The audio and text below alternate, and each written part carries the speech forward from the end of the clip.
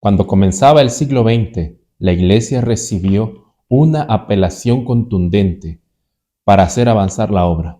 Llegaba el tiempo de la Conferencia General de los Adventistas del Séptimo Día de 1901.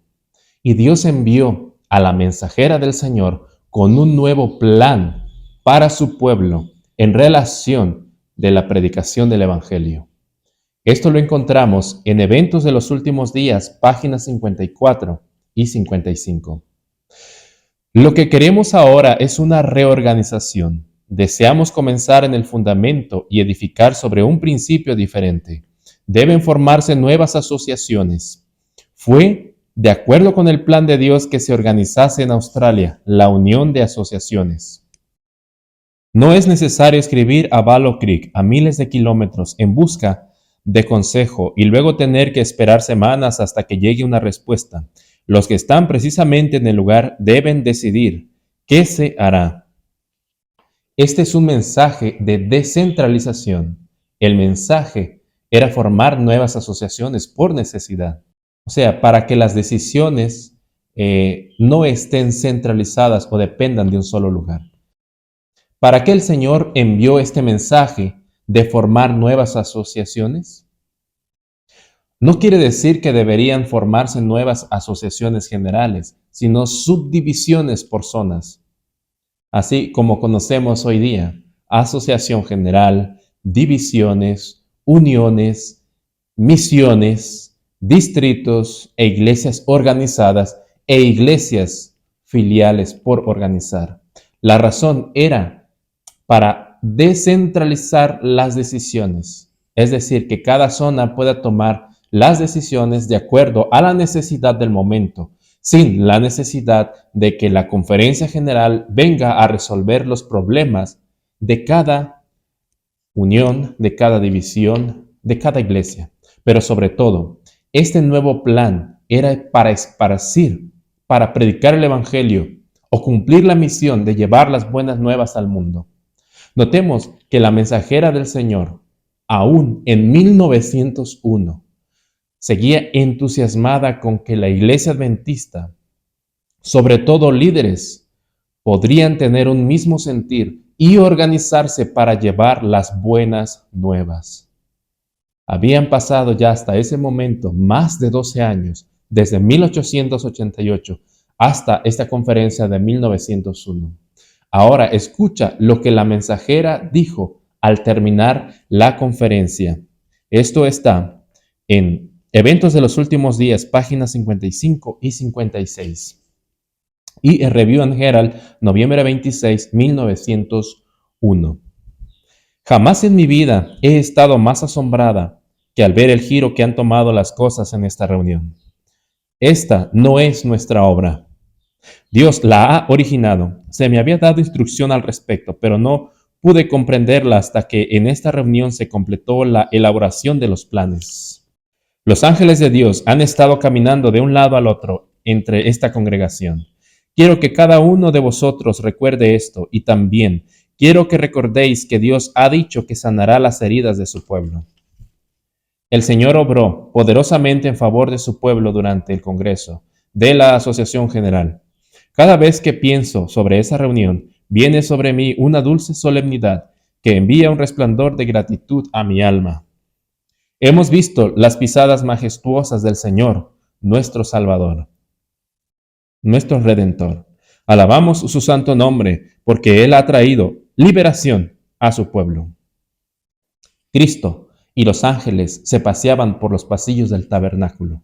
Estaban entre ellos desde que había comenzado la conferencia. Cristo quería impartir su espíritu, quería impresionar a los participantes de esta conferencia. Quería poner en ellos su mente, de tal manera que pudiera ser disipadas las tinieblas que los rodeaban. Los ángeles trabajaban en derredor de ellos. Todo esto es una escena muy parecida a lo que sucedió en el Pentecostés. Ahora bien, Elena White recibió esto en visión y quedó entusiasmada. Sin embargo, 2 años después, le fue presentado el cuadro completo de lo que había visto y de lo que había sido realmente la conferencia de 1901. Los dirigentes hubieran abierto sus corazones a Cristo. Lo que ocurrió a Elena de White fue algo semejante a lo que le ocurrió a Daniel. Por ejemplo, Daniel recibió primero la profecía de la estatua, presentando los reinos sucesivos, pero en Daniel 8 le fue abierto el panorama y fue ampliado su conocimiento con respecto a los reinos, pero ahora representado por bestias. Así ocurrió con Elena de White. Los profetas reciben la revelación de acuerdo a su capacidad personal de entender, comprender y de enseñar, y en armonía con la necesidad del pueblo. Ahora, veamos qué fue lo que sucedió completamente. Testimonios para la Iglesia, tomo 8, páginas 111 y 112. Nos encontramos reunidos en el auditorio del tabernáculo. Se ofreció una oración, se cantó un himno y se volvió a orar. Se hizo ante Dios una muy ferviente súplica. La reunión se caracterizaba por la presencia del Espíritu Santo. El efecto fue profundamente conmovedor. Algunos de los presentes estaban llorando en voz alta.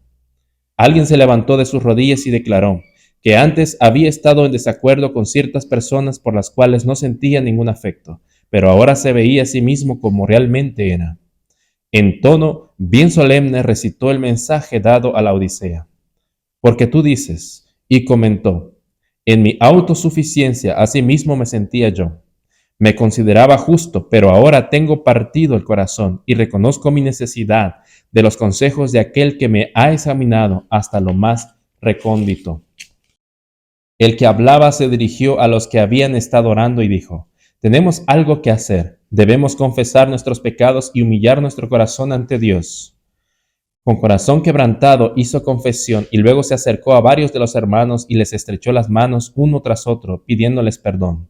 Las personas con las que habló se levantaron de un salto, confesando y pidiendo perdón, y todos se abrazaron, derramando lágrimas. El espíritu de la confesión se difundió por toda la congregación. Fue un tiempo pentecostal. Se alabó a Dios por medio del canto y la obra continuó hasta las altas horas de la noche, casi hasta el amanecer.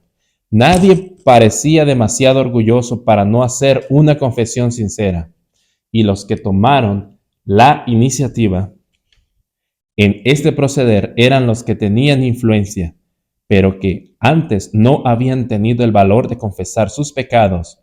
Había un regocijo como nunca antes se había oído en el tabernáculo. Estas escenas que Dios le presentó en visión a Elena de White era algo similar a lo que sucedió, como dice aquí, en los días del Pentecostés, con la iglesia primitiva.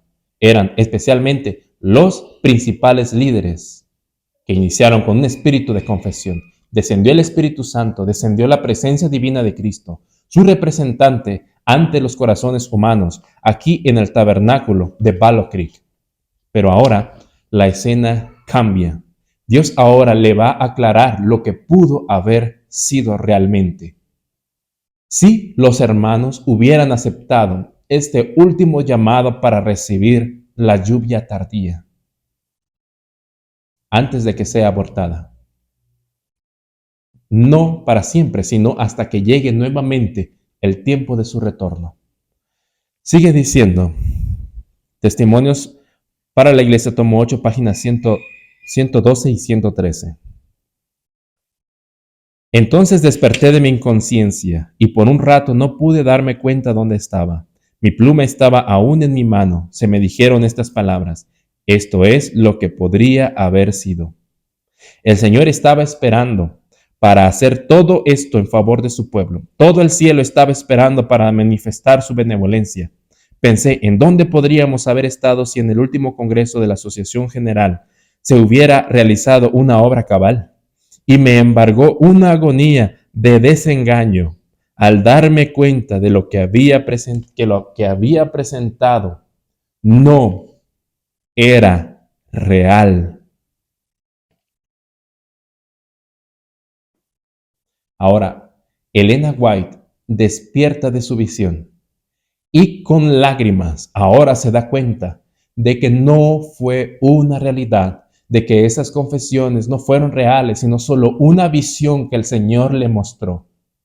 Le mostró la ilusión de Dios de que su pueblo escuchara y recibiera el derramamiento de su espíritu para un reavivamiento. Ahora triste y resignada, ahora pronuncia palabras duras ante tal actitud de los hermanos y amonesta de la siguiente manera. Testimonios, tomo 3, página 254. A menos que la iglesia contaminada por la apostasía se arrepienta y se convierta, comerá del fruto de sus propias obras hasta que se aborrezca a sí misma. Repetimos las cosas importantes que pudieron haber pasado en 1901. Primero, reestructurar o reorganizar el sistema administrativo con la creación de nuevas asociaciones. Y seguramente lo más importante, la impartición del Espíritu Santo a cada líder y a cada miembro. Y esto estaba en la agenda de Dios, era la voluntad de Dios. Dios obraría poderosamente a favor de su pueblo, de modo que las reformas estructurales implementadas serían útiles, y de hecho son útiles hasta hoy. Por eso yo creo en esta administración. Pero algo que puede ser utilizado para el bien, puede también ser utilizado para el mal. La centralización y el control puede llevarse a cabo en todos los niveles. Y si copiamos la forma del mundo, nos pareceremos más al catolicismo. El origen de la administración de la Iglesia es divino, pero podemos fallar en las formas, en la práctica. En 1901 se comenzó con la nueva idea de la reestructuración y fue mejorando con el tiempo hasta el día de hoy. Pero sin el impartimiento del Espíritu Santo no sirve de mucho, pues aún con todas las formas y aún con todos los proyectos, aún seguimos en este desierto. Carta 184, todavía 1901, dice esto. Tal vez tengamos que permanecer aquí en este mundo muchos años más debido a la insubordinación, como le sucedió a los hijos de Israel. Pero por amor de Cristo, su pueblo no debe añadir pecado sobre pecado, culpando a Dios de las consecuencias de su propia conducta errónea.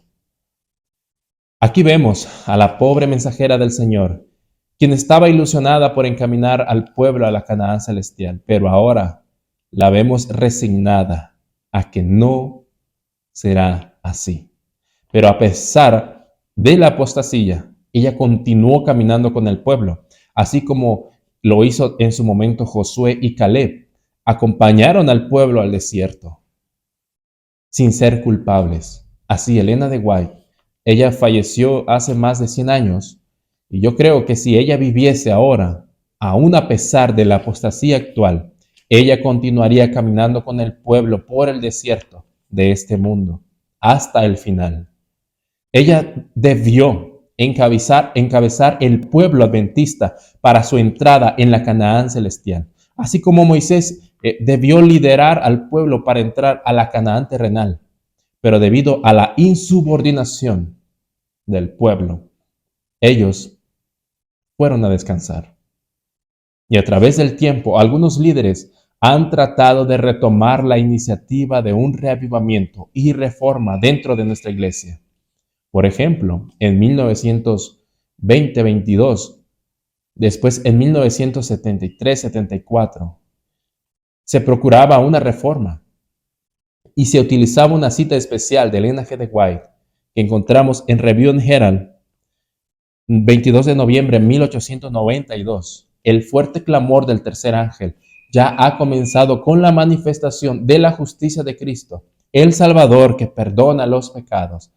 Este es el comienzo de la luz del ángel de aquel ángel cuya gloria alumbrará toda la tierra. Aún después, en el 2010, urgía un reavivamiento y una reforma, pero ha pasado más de una década y no ha pasado absolutamente nada. La situación espiritual está peor, el mundo está peor, desmoralizándose poco a poco. Poco o nada se habla de reavivamiento dentro de la iglesia, mucho menos de reforma. Algunos hermanos celosos procuran en vano tratar de reavivar la verdad, pero divididos en átomos independientes, pero no funciona así. Por más verdad que se tenga, no funciona. Normalmente los reavivamientos modernos en la iglesia o en algún grupo independiente son movidos por el sensacionalismo y no funciona porque así como inicia, así se apaga. Y yo puedo estar aquí sentado compartiendo con ustedes, pero poco se logra comparado a lo que Dios tiene para darnos a cada uno. Pero por lo menos la llama se mantiene, aunque parezca que se apagará. Aunque parezca que la iglesia se cae, no caerá. El problema con la Odisea y la lluvia tardía está principalmente en el liderazgo, y cada día es peor. Hoy día, en cada congreso de la Conferencia General que se celebra cada 4 años, si no me equivoco, poco o casi nada se toca acerca del mensaje central o del mensaje de 1888. Es más, pienso que se ignora o que se desconoce completamente o quizás se toma por sentado como ya aceptado. El mensaje de la justicia de Cristo es el mensaje que debe llevarse al mundo, pero nuestros líderes están más preocupados por implementar nuevos métodos para aumentar el número de feligreses y el número de entradas y ocupar la mente en temas como ordenación de la mujer, que son temas claros en la Biblia, pero que solo sirven para distracción del verdadero mensaje.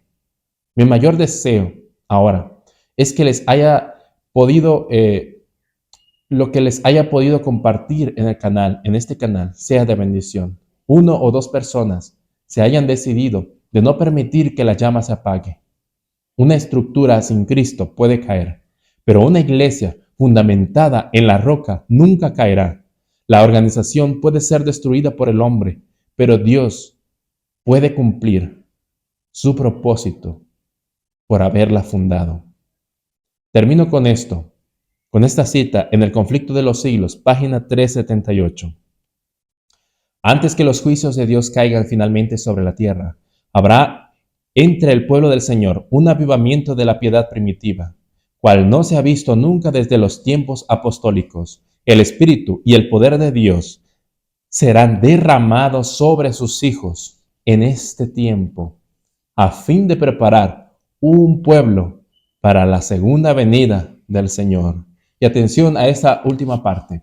El enemigo de las almas desea impedir esta obra, y antes que llegue el tiempo para que se produzca tal movimiento, tratará de evitarlo, introduciendo una falsa imitación. Noten bien lo que dice la cita. Está hablando del verdadero reavivamiento, un reavivamiento de la piedad primitiva, o sea, la iglesia apostólica cristiana.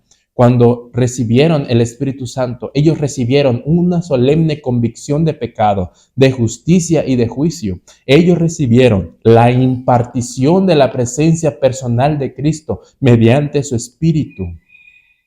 No, y eso no es un espíritu distinto al que Dios quiere derramar ahora. Lo que Dios quiere derramar sobre su pueblo es el mismo espíritu del Señor. Traernos a Cristo en nosotros, y el fruto o el resultado es el carácter de Dios en nosotros. Lo único que llevaremos al cielo es el carácter, y solo se obtiene morando Cristo en nosotros. En resumidas cuentas, lo que llevaremos al cielo será el carácter de Cristo. Pero antes que Dios pueda lograr impartir su espíritu, vendrá una imitación, otro espíritu, una imitación emocional, sensacional, sentimental, Y no es por los sentimientos que Dios quiere obrar en nosotros, sino por su mente en nosotros. No algo irracional, sino algo razonable. Dios no quiere una iglesia emocionada. Dios quiere una iglesia llena de las obras de Dios, del carácter de Dios.